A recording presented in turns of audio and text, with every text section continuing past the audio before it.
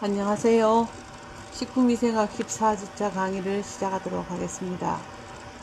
이제 다음 주가 되면 아마도 이제 15주로서 이번 봄학기 수업이 끝나는 것 같아요. 그래서 여러분들이 궁금해하는 시험 범위라든가 시험 날짜라든가 이런 부분에 있어서는 학교에서 내려오는 공문이라든가 지침에 제가 따라야 되기 때문에 거기 맞춰서 여러분들한테 공지를 하도록 하겠습니다. 근데 시험은 일단은 대면이 아닌 비대면으로 시험을 치를 예정이고요.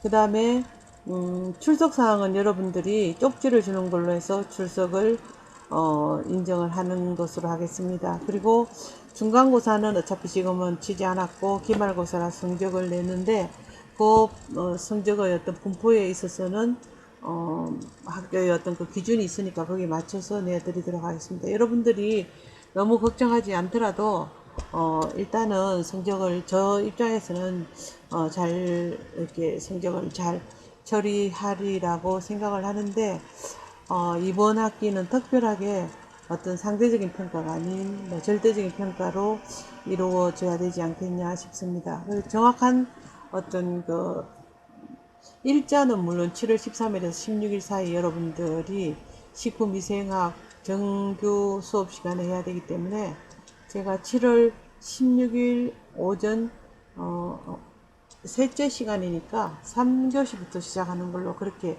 하는데 블랙보드로 줌을 이용해서 할지 그 부분에 있어 가지고는 다시 차후에 다음 주에는 확실하게 공지를 할 수 있을 것 같습니다. 다음 주 종강을 하고 일주일 수업 공부 여러분들 시험 준비를 하고 시험을 그 다음 주에 치는 걸로 그렇게 지금의 기준으로서는 그렇게 정해놨는데 또 다시 바뀌면은 여러분들한테 공지를 하도록 하겠습니다. 사실 수업 내용이라든가 뭐 여러분들 수업의 어떤 집중도랄까 이런 것들은 평가할 수가 실제 없지만 이렇게 막 객관적으로 엄격한 의미에서 할 수는 없지만 그래도 여러분들이 수업 내용을 잘 들었다고 생각을 하고 저도 여러분들의 입장에서 점수를 잘 학점을 잘 받을 수 있도록 노력을 하도록 하겠습니다. 자, 이번 주 14주차 강의와 15주차에는 식품 첨가물에 대한 건데 실제로 식품 첨가물에 대한 것들은 식품 제조 가공의 어떤 거 공장에서는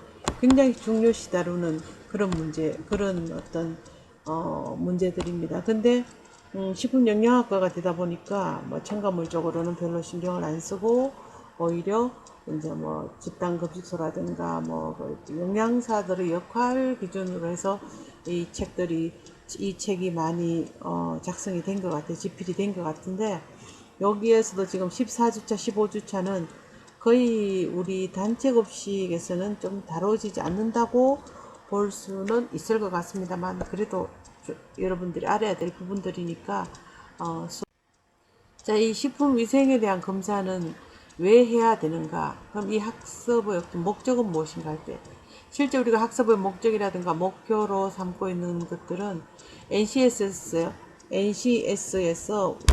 그러니까, 내셔널 컴피티션 뭐 스탠다드인가 해갖고 국가 직무에 대한 표준을 알기 위해서 이렇게 작성을 하다 보니까 이 내용이 좀 웃기게 이렇게 작성이 된 부분들이 있습니다. 그래도 이거는 그 어떤 국가 직무에 대한 표준이기 때문에 이렇게밖에 설정을 할 수가 없어서 갖다 붙여놓은 것 같아요. 그래서 NCS는 2016년도부터 쭉 개발해가 벌써 뭐 수정도 들어가고 개선도 들어가고 많이 이제 개정을 하게 되는 그런 일들이 일어나게 돼서 여러분들이 영양사로 가든지 다른 어떤 뭐 기사로 가든지 간에 이런 국가 직무에 대한 표준이 어떻단 기준인데 나는 어떤 기준에 되기 때문에 나는 급여를 얼마를 받고 어떤 조건으로 가고 하는 그런 등급이 매겨지는 그런 수업의 내용으로 지금 전체적으로 다 진행이 되고 있는 거라고 생각을 하면 됩니다. 식품위생검사는 이제 하는 그 검사 목적은 바로 그 식품위생 검사하는 목적과 대상 내용을 이해하고 이를 결국 안전한 식품을 국민들이라든가 소비자들한테 제공하는 데 활용을 하기 위해서 이렇게 하는데 식품위생검사는 실제적으로 제조가공 공장에서 자가품질 검사라 그래갖고 일단은 들어올 적에 물건이 또 원료라든가 부원료와 같은 것들이 들어올 적에 지금 여기 그림에 있는 농산물, 뭐 축산물, 뭐 또 수산물, 수산물은 안 보이네요. 이제 농산물이 많고, 그 다음에 여기 그 축산물인데, 이런 것들에 대한 어떤 뭐 잔류농약이랄까, 뭐 미생물이라든가 이런 것들에 대한 시험 성적표를 다 받아 놓습니다. 받아 놓고 자체 내에서 원료와 부재료를 섞어서 제품을 만들 때에 이 시판되어지는 이 제품이 과연 소비자들이 국민들이 선택해서 먹었을 때에 안전한가 안전하지 않는가, 일반 세균은 얼마나 있는가, 또 뭐 타르 색소가 들어 있는가, 허용된 어떤 뭐 물질들이 있는지, 자연 발생적으로 되는 물질들이 혹여라도 생성되지 않는가 하는 그런 것들에 대한 것을 전부 다 검사를 하게 돼 있어요. 그래서 식품위생검사는 실제 자가품질 검사에서 일반 미생물이라든가 일반 세균, 뭐 대장균, 뭐 이런 것들에 대해서 검사를 하는 것들은 식품공전에 모두 다 나와 있습니다. 사실. 그리고 이 학습의 목표는 검체의 대표성을 보장할 수 있는 채취법을 기술을 한다. 사실 이거를 여러분들이 이 짧은 시간에 특히나 이거를 실험을 하지 않고 이렇게 말로써 오랄로 이렇게 오랄 테스트도 아니고 이렇게 말로써 강의를 듣는 것은 되게 이해가 좀 어려운 부분들이 있습니다. 왜냐하면은 실습을 통해서 잘못된 거는 수정하고 또 오류가 나면은 왜 오류가 났는가에 대한 것들을 분석하고 검토하고 이렇게 해야 되는데, 이거는 이론으로만 쭉 읽어 나가다 보면은 사실 여러분들이 잘 이해가 안 돼요. 그래서 이거는 나중에 현장에서 여러분들이 만약에 식품 뭐 위생 감시원을 뭐 어떻게 실험 기관에 자가품질 검사 기관이라든가 뭐 실험 기관이라든가 이런 게 근무를 하게 되면은 별도로 다시 그 공부를 좀 해야 될 그런 일이 생길 거라고 생각을 합니다. 자, 검체의 대표성을 보장할 수 있는 채취법을 기술하고, 검체를 갖다 예를 들어서 뭐 액상 제품이다, 분말 제품이다, 뭐 고형 제품이다를 저게 과연 어떤 고형 제품 일부만을 썰어서 이 검체가 일부에서 모든 미생물이라든가 위생 검사를 다 수행을 할 수가 있는가?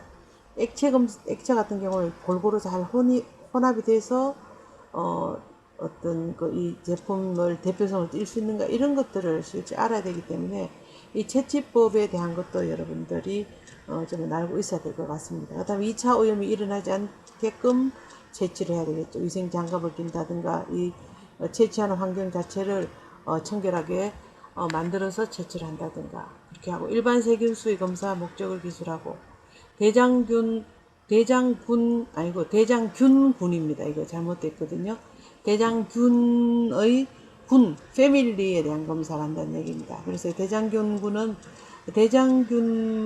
대장에 속하는 여러 균들이 있는데, 뭐 병원성 대장균도 있을 거고 비병원성 대장균도 있기 때문에 이러한 것들에 대한 목적을 설명을 하고, 장 내에 존재하는 장구균의 검사를 목적을 설명하고, 식중독의 원인균을 분리하기 위한 검사의 대상 물질을 기술을 하고, 식중독균 검사 계열을 설명하고, 식품위생검사의 대상, 식품위생검사의 목적 각각 기술하고 설명합니다.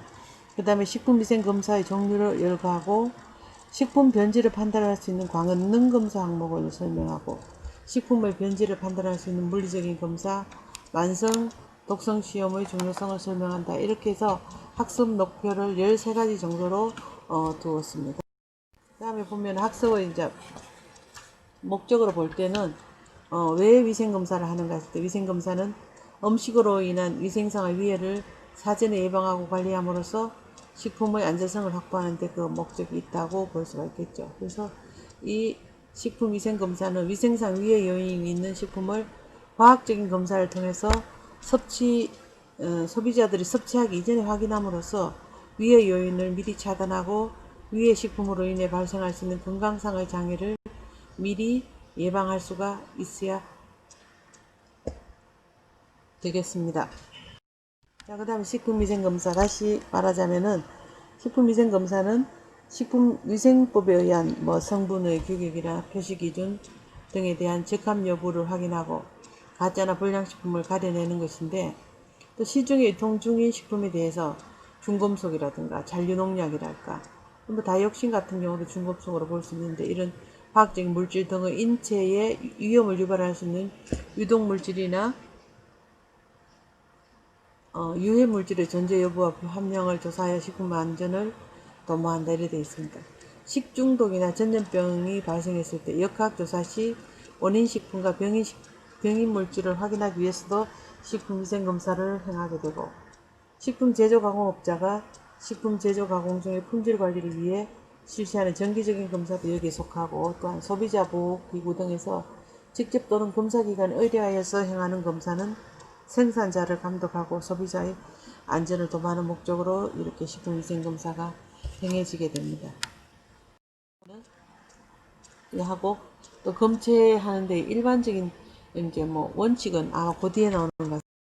용어의 어떤 정의를 본다면, 검체는 검사 대상으로부터 채취한 시료를 말하고, 검사 대상은 같은 조건에서 생산한, 예를 들어서 뭐 2020년 6월 20일 만약에 1번 라인에서 생산되는 같은 혼합 조건과 같은 혼합, 그 다음에 뭐 열탕이면 열탕 처리, 그다음 컨베이어 벨트 타고 충진할 수 있는 그런 생산, 제조, 가공, 포장되는 그 똑같은 조건에서 나오는 그 유형이 같은 품목으로 검체가 채취되는 하나의 대상을 말한다. 즉 농임축수산물인 경우에서는 같은 품목으로 동시에 생산, 도착, 운송된 것은 하나의 검사 대상으로 볼 수가 있기 때문에, 내용량 검사가 필요한 경우에는 하나의 검사 대상으로 내용량 검사가 필요한 경우에는 하나 볼 수 없지만, 왜냐하면은 뭐 농산물, 임산물, 축산물, 수산물 이런 거는 안 되지만 이걸 같이 생산, 제조, 가공할 때 하나의 검사로